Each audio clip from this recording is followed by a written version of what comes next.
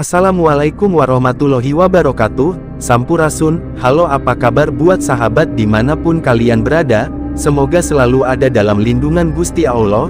Di video kali ini saya share sejarah singkat Kabupaten Cianjur, semoga bisa menambah pengetahuan tentang masa silam dulu. Sebelum lanjut ke videonya, saya mohon doa dan dukungannya supaya channel ini berkembang dengan menekan tombol subscribe, like, komen dan share, dan jangan lupa sediakan kopi sebelum menonton. Oke, langsung saja kita awali dengan Bismillahirrohmanirrohim. Selamat menonton. Cianjur menjadi salah satu daerah di Jawa Barat yang memiliki daerah geografis yang cukup luas. Membentang dari utara hingga selatan dan memiliki sumber daya alam dari mulai pegunungan, perkebunan, pertanian, hingga sektor perikanan dan kelautan. Secara teritorial Cianjur berbatasan di utara dengan Kabupaten Bogor dan Kabupaten Purwakarta. Sebelah barat berbatasan dengan wilayah Kabupaten Sukabumi. Di timur berbatasan dengan Kabupaten Bandung Barat dan di selatan berbatasan dengan Samudra Indonesia. Sejarah terbentuknya Cianjur yang memiliki 32 kecamatan ini cukup panjang. Catatan tertulis mengenai Cianjur ditemukan pada 3 abad sampai 4 abad lampau, di masa Nusantara masih tersusun oleh kerajaan dan penjajahan kolonial Belanda.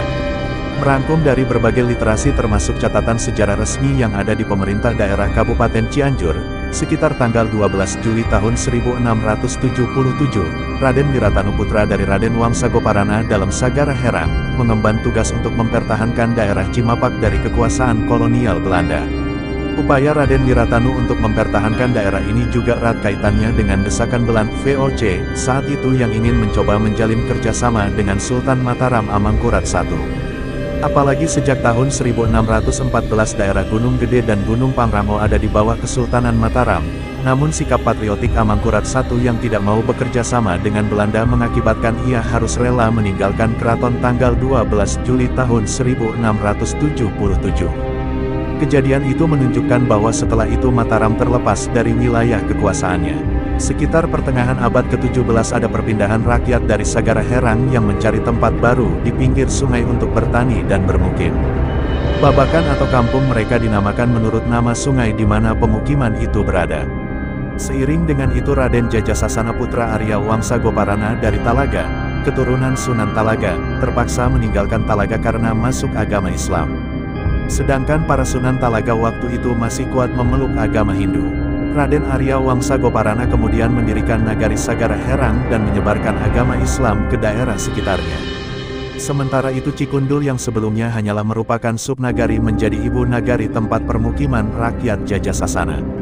Beberapa tahun sebelum tahun 1680 subnagari tempat Raden Jajasasana disebut Cianjur. Kemudian daerah tersebut berkembang pesat baik dari infrastruktur, budaya, agama, hingga kehidupan orang-orangnya. Apalagi ditopang dengan kesuburan tanahnya yang cocok ditanami berbagai tumbuhan. Sebagai daerah beriklim tropis, maka di wilayah Cianjur Utara tumbuh subur tanaman sayuran, teh dan tanaman hias. Di wilayah Cianjur Tengah tumbuh dengan baik tanaman padi, kelapa dan buah-buahan.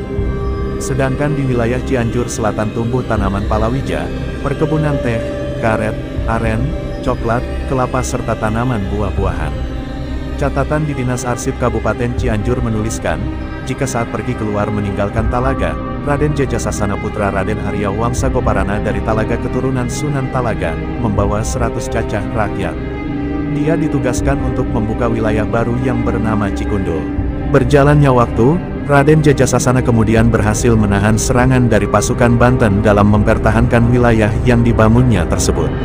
Sehingga beliau dianugerahi gelar Panglima Wiratanu, dan akhirnya dikenal dengan gelar Raden Arya Wiratanu.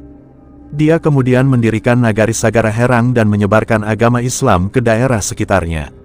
Sementara itu Cikundul yang sebelumnya hanyalah merupakan subnagari berubah menjadi ibu nagari tempat pemukiman rakyat Jajasasana. Tempat itulah yang menjadi cikal bakal lahirnya daerah bernama Cianjur. Raden Arya R.A. Wiratanu I kemudian didapuk menjadi Dalem, Bupati Cianjur pertama dari tahun 1677 hingga 1691. Kemudian dilanjutkan oleh R.A. Wiratanu II tahun 1691 sampai tahun 1707 dan R.A. Wiratanu III tahun 1707 sampai tahun 1727. Kekuasaan dilanjutkan generasi RA. Wira Tanudatar 4, 5, 6, dari tahun-tahun 1727 sampai tahun 1813. Hingga kini sudah tercatat 37 dalam bupati yang memimpin Cianjur. Cianjur juga dikenal dengan filosofi tentang 3 aspek keparipurnaan hidup, yakni Ngaos, Mamaos, dan Maenpo. Ngaos adalah tradisi mengaji yang mewarnai suasana dan nuansa Cianjur sehingga mendapat julukan kota santri. Pasalnya sejak lahir sekitar tahun 1677, Cianjur dibangun oleh ulama dan santri yang gencar mengembangkan syiar Islam. Mamaos memiliki arti seni budaya yang menggambarkan kehalusan budi dan rasa menjadi perekat persaudaraan dan kekeluargaan dalam tata pergaulan hidup. Seni Mamaos tembang Sunda tembang Cianjuran lahir dari hasil cipta, rasa dan karsa Bupati Cianjur. Arya Adipati Kusumah-Ningrat yang dikenal dengan sebutan dalam Pancaniti periode tahun 1834 sampai tahun 1862. Seni Mamaos ini terdiri dari alat kecapi indung, kecapi besar, dan kecapi rincik, kecapi kecil, serta sebuah suling yang mengiringi panembanan atau juru.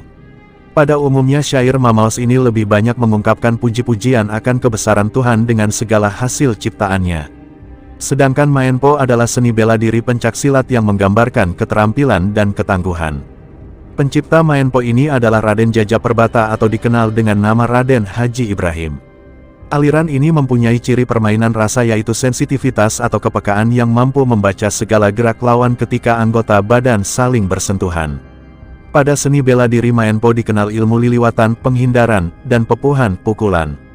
Jika filosofi tersebut diresapi, pada hakikatnya merupakan simbol rasa keberagaman, kebudayaan dan kerja keras. Sasarannya adalah tercipta keimanan dan ketakwaan masyarakat melalui pembangunan akhlak yang mulia. Sekian di video kali ini, semoga menambah pengetahuan dan semoga ada manfaatnya. Sampai jumpa di video selanjutnya.